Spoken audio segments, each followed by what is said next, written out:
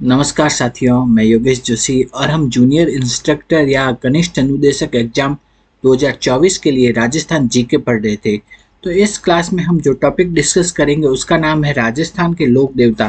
तो राजस्थान के लोक देवता के बारे में इस क्लास में हम पढ़ेंगे। तो सबसे पहले हम देखते हैं राजस्थान में जो पंच पीर है, पंच पीरों में कौन कौन से लोक देवता आते हैं। तो पंच पीरों में कौन कौन से आते हैं? पाबू जी, हड़बू जी, रामदेव जी, गोगा जी और मांगलिया मेहा जी। ठीक है, तो ये आते हैं पंचपीरों में। तो पाबू ऐसे याद करेंगे, पाबू, हड़बू, रामदेव, गोगा जी, मांगलिया मेहा। ठीक है, पाबू जी, हड़बू जी, रामदेव जी, गोगा जी और मांगलिया मेहा जी, ये सब पंचपीरों में आते हैं। तो आपके आरबीएससी बोर्ड की बुक में जो लोक देवताओं की जो डेफिनेशन दे रखी है वो क्या दे रखी है? तो आरबीएससी बोर्ड की बुक में दे रखा है कि ऐसे व्यक्ति जो कि धर्म, धरा तथा धेनु की रक्षा के लिए जिन महापुरुषों ने संघर्ष किया उनको ही लोक देवता कहा जाता है। तो आरबीएससी बोर्ड में क्या दे रखा है? धर्म, धरा तथा धेनु की रक्षा के लिए जिन महापुरुषों ने संघर्ष किया उन्हें ही क्या कहा जाता है? लोक देवता। आगे हम देखते हैं, अब लोक देवताओं के बारे में विस्तार से देखते हैं। सबसे पहले देखते हैं कल्ला जी। कल्ला जी क्या होते हैं? चार हाथों वाले लोक देवता किन्हें कहा जाता है? वो कहा जाता है कल्ला जी को। तो चार हाथों वाले लोक देवता है कल्ला जी। नेक्स्ट के अकबर के विरुद्ध युद्ध करते हुए कौन से लोक देवता शहीद हुए थे? वो है कल्ला जी। तो अकबर के विरुद्ध युद्ध करते हुए जो शहीद होने वाले लोक देवता है वो है कल्ला जी।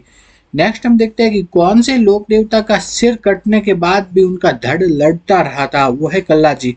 तो कल्ला जी का सिर कट गया था फिर भी उनका धड़ लड़ता रहा था, वो थे कल्ला जी। नेक्स्ट देखते हैं कि रामदेव जी। रामदेव जी के पिता का नाम था अजमाल जी तंवर और उनकी माता का नाम था मैणा दे। रामदेव जी का जन्म हुआ था, वो हुआ था उंडू कश्मीर, जो कि बाड़मेर में एक गांव है, वहां पे हुआ था। रामदेव जी की पत्नी का नाम था नेतल दे। और रामदेव जी ने कौन से पंथ की स्थापना की थी? तो रामदेव जी ने कामड़िया पंथ की स्थापना की थी। नेक्स्ट देखते हैं कि तेरह ताली नृत्य। तेरह ताली नृत्य है वो किनके द्वारा किया जाता है? वो किया जाता है कामड़िया पंथ की महिलाओं के द्वारा तेरह ताली नृत्य किया जाता है। तेरह ताली नृत्य वो किनकी स्तुति में किया जाता है? रामदेव जी की स्तुति में किया जाता है। तेरह ताली नृत्य में क्या है? 13 मंजीरें बांधकर नृत्य किया जाता है। तो तेरह ताली नृत्य को देखते हैं, वो किसके द्वारा? कामड़िया पंथ की महिलाओं के द्वारा किया जाता है, रामदेव जी की स्तुति में किया जाता है और इसमें 13 मंजीरें बांध करके ये नृत्य किया जाता है।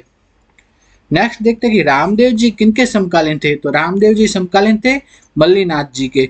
नेक्स्ट है कि रामदेव जी के मंदिर क्या कहलाते हैं? तो रामदेव जी के मंदिर क्या कहलाते हैं? देवल या देवरा कहलाते हैं। नेक्स्ट है कि रामदेव जी ने जीवित समाधि कब ली थी? तो रामदेव जी ने जीवित समाधि ली थी 1458 ईस्वी में। नेक्स्ट देखते हैं कि नेजा। नेजा क्या है? तो रामदेव जी की जो पंचरंगी ध्वजा होती है वही क्या कहलाती है? नेजा। अगला है कि जम्मा। जम्मा क्या होता है? तो रामदेव जी का जो रात्रि जागरण होता है ना, उसे ही कहते हैं जम्मा। नेक्स्ट है ब्यावले। ब्यावले क्या होता है? रामदेव जी के भक्तों द्वारा किए जाने वाले जो भजन होते हैं ना, भजन, वही क्या कहलाते हैं? ब्यावले। नेक्स्ट है कि रिखिया। रिखिया क्या होता है? तो रामदेव जी के मेघवाल जाति के जो भक्तजन होते हैं वो क्या कहलाते हैं? रिखिया कहलाते हैं। नेक्स्ट हम देखते हैं रामदेव जी का जो मुख्य मंदिर है वो कहाँ है? रामदेवरा जैसलमेर में है। नेक्स्ट है कि रामदेव जी के अन्य मंदिर कहाँ हैं? मसूरिया जोधपुर में, बिराठिया पाली में, बराठिया अजमेर में, ये सब रामदेव जी के अन्य मंदिर है। रामदेव जी के बाद हम देखते हैं गोगा जी। लोक देवता गोगा जी के बारे में पढ़ते हैं। गोगा जी का जन्म हुआ था ददरेवा चूरू में हुआ था और इनका ये जन्म स्थान क्या कहलाता है? शीर्ष मेड़ी। जबकि गोगा जी की समाधि कहाँ है? नोहर हनुमानगढ़ में और ये स्थान कहलाता है धुरमेड़ी। तो शीर्ष मेड़ी तो कहाँ है? ददरेवा चूरू में और धुरमेड़ी है नोहर में।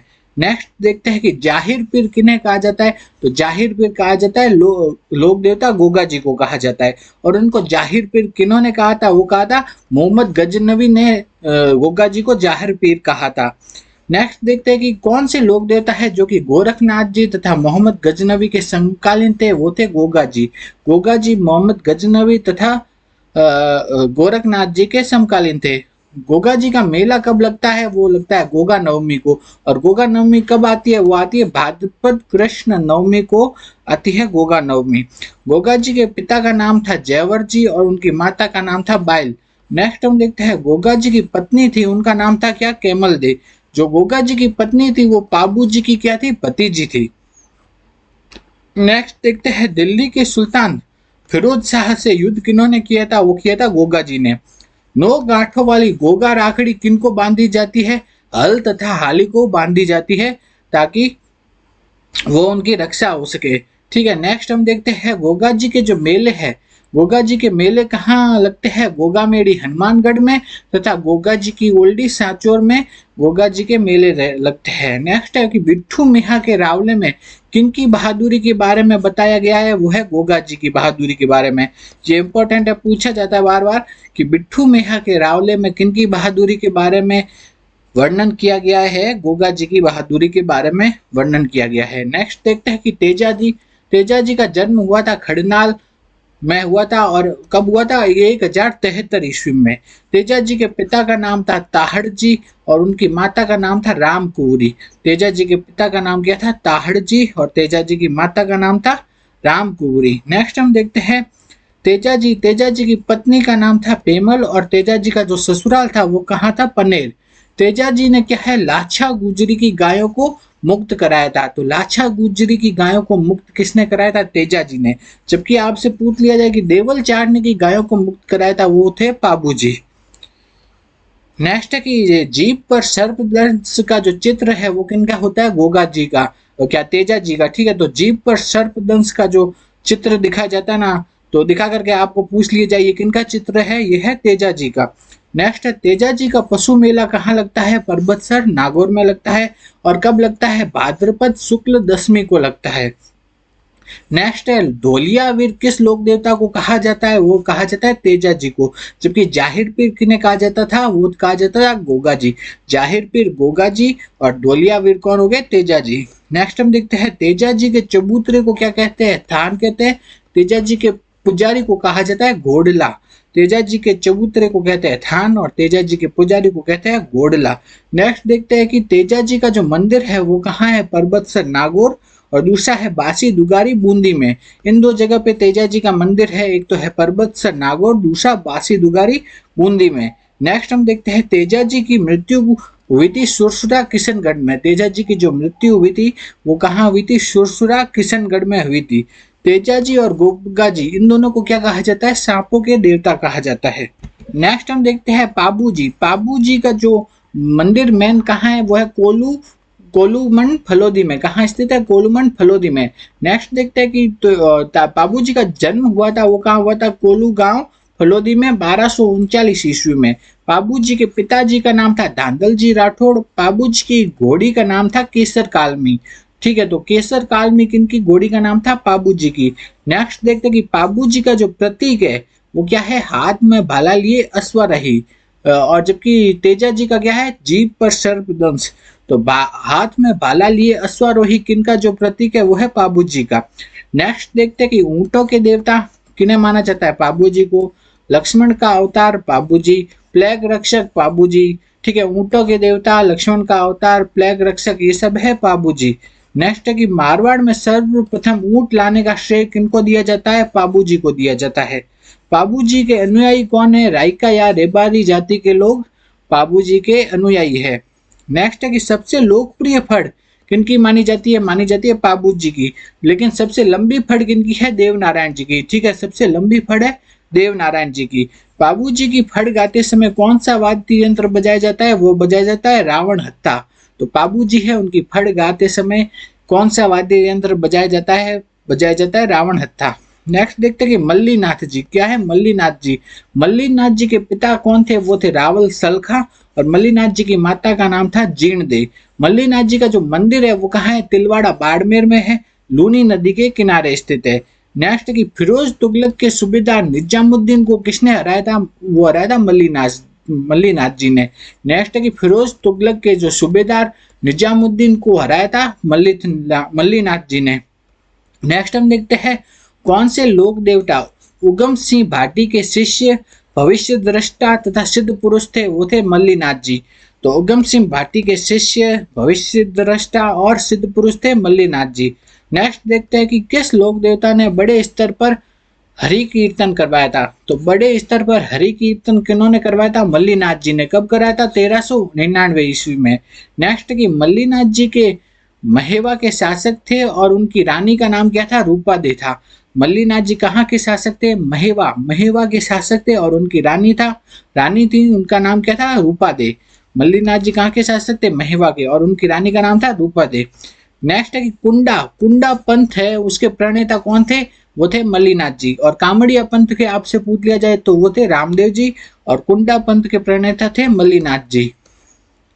नेक्स्ट है देवनारायण जी। कौन है? देवनारायण जी। देवनारायण जी का जन्म हुआ था मालासेरी में। कहा? मालासेरी में 1911 ईस्वी में हुआ था। देवनारायण जी के पिता का नाम था सवाई भोज और उनकी माता का नाम था सेडू गुर्जर। ठीक है। नेक्स्ट है कि देवनारायण जी की पत्नी का नाम क्या था? People they. देवनारायण जी का मंदिर कहाँ है? आसिंद भीलवाड़ा में है। देवनारायण जी के मुख्य अनुयायी कौन है? वो है गुर्जर जाति के लोग। ठीक है। देवनारायण जी के अनुयायी है गुर्जर जाति के लोग। नेक्स्ट देखते हैं कि सबसे लंबी फड़ किनकी है? वो है देवनारायण जी की। बगड़ावत काव्य में किनका यशोगान किया जाता है? देवनारायण जी का यशोगान किया जाता है। किस लोक देवता की फड़ पर भारत सरकार ने डाक टिकट जारी किया है? तो देवनारायण जी की फड़ पर जो भारत का डाक विभाग है उसने डाक टिकट भी जारी कर चुका है। नेक्स्ट देखते हैं कि देवनारायण जी को गुर्जर मानते हैं। देवनारायण जी को गुर्जर क्या मानते हैं? विष्णु भगवान का अवतार मानते हैं। देवनारायण जी का अंतिम समय कहाँ बीता था? ब्यावर के निकट देहमाली या देमाली नामक स्थान पर बीता था। तो देवनारायण जी है उनका अंतिम समय ब्यावर के निकट देहमाली या देमाली स्थान पर बीता था। नेक्स्ट है कि देवनारायण जी का पहला पुजारी कौन था? वो उनका पुत्र ही था, बीला। ठीक है। तो देवनारायण जी का पहला पुजारी था उनका पुत्र बीला था। नेक्स्ट है कि देवनारायण जी का जो मुख्य मंदिर कहाँ स्थित है? तो देवनारायण जी का मुख्य मंदिर है आसिंद भीलवाड़ा में है। ठीक है। आसिंद भीलवाड़ा के निकट सवाई भोज। तो देवनारायण जी का मुख्य मंदिर कहाँ है? आसिंद भीलवाड़ा के निकट सवाई भोज नामक स्थान है, वहां पर देवनारायण जी का मुख्य मंदिर है। और ये कौन सी नदी के किनारे स्थित है? ये है खारी नदी के किनारे। तो देवनारायण जी का मुख्य मंदिर कहाँ है? आसिंद भीलवाड़ा के निकट सवाई भोज नामक स्थान पर, जो कि खारी नदी के किनारे स्थित है, वहां है। देवनारायण जी के अन्य मंदिर कहाँ है? जोधपुर या टोंक में तथा देहमाली ब्यावर में देवनारायण जी के अन्य मंदिर है। नेक्स्ट हम देखते हैं मेहाजी मांगलिया। मेहाजी मांगलिया का जो मुख्य मंदिर है वो कहाँ है? बापणी जोधपुर में है। मेहाजी मांगलिया क्या थे? अच्छे शकुन शास्त्री थे। लोगों की सहायता करने के कारण इन्हें लोक देवता के रूप में पूजा जाता है। मेहाजी मांगलिया जैसलमेर के राव रणकदेव भाटी से युद्ध करते हुए वीर गति को प्राप्त हुए। तो मेहाजी मांगलिया युद्ध वीर गति को कब प्राप्त हुए? जैसलमेर के राव रणकदेव भाटी से युद्ध करते हुए वीर गति को प्राप्त हुए। मेहाजी मांगलिया क्या थे? राव चुंडा के समकालीन थे। किनके? राव चुंडा के समकालीन थे मेहाजी मांगलिया। नेक्स्ट देखते हैं कि हड़बू जी। हड़बू जी का जन्म कहाँ हुआ था? बुंदेल में हुआ था। हड़बू जी के पिताजी का नाम था मेहाजी सांखला और इनका मुख्य मंदिर कहाँ है? बेंगटी फलोदी में है। हड़बू जी का मुख्य मंदिर कहाँ है? बेंगटी फलोदी में। हड़बू जी के गुरु का नाम था बालीनाथ जी। हड़बू जी तथा रामदेव जी क्या थे? मौसेरे भाई थे आपस में। हड़बू जी और रामदेव जी दोनों क्या थे? मौसेरे भाई। नेक्स्ट है कि राव जोधा को मंडोर को मेवाड़ से मुक्त कराने का आशीर्वाद किन्होंने दिया था? हड़बू जी ने दिया था। ठीक है। तो राव जोधा को मंडोर को वापस मुक्त कराने का आशीर्वाद दिया था हड़बू जी ने। किस लोक देवता की पत्नी सती नहीं हुई थी? वो थे हड़बू जी। हड़बू जी की पत्नी सती नहीं हुई थी। नेक्स्ट देखते हैं किस लोक देवता की गाड़ी की पूजा की जाती है? हड़बू जी की गाड़ी की पूजा की जाती है। किस? तो किनकी गाड़ी की पूजा की जाती है? हड़बू जी की।